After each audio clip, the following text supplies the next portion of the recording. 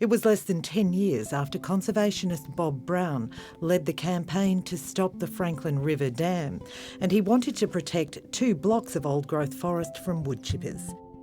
There I was at Ura Ura in the upper Liffey Valley by the Telepanga River, and I heard in 1990 that local neighbours were selling up, and I knew that meant Clearfell logging if the big woodchip company bought them.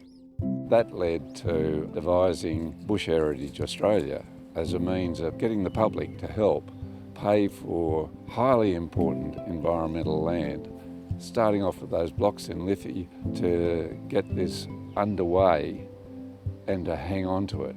And those blocks are still there. This spectacular fan palm forest in Queensland's Daintree rainforest was waiting for the bulldozer, but this particular block will now never be cleared. A couple of years after buying the Liffey blocks, one of our volunteers said, "Hey Bob, there's a block for sale up in the Daintree in Queensland." So we bought it.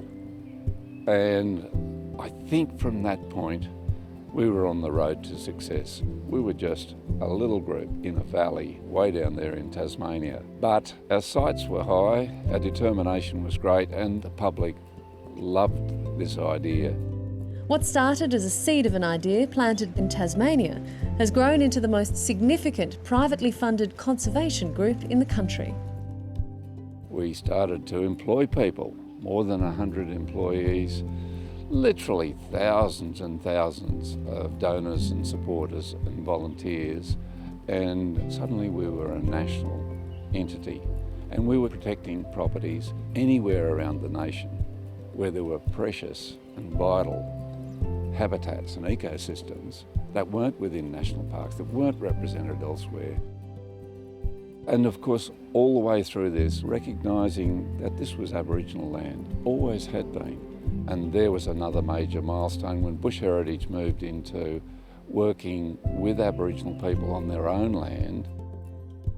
It's been a really long journey working with Bush Heritage. Having that opportunity to actually have a meaningful participation at a senior level in an organisation shows that recognition that Aboriginal people are valued. It's that sense of self and belonging and not having to question where do I come from because I know I come from here. It's been a great working relationship for Bush Heritage with the First Australians. Every day we wake to fewer forests, to more extinctions.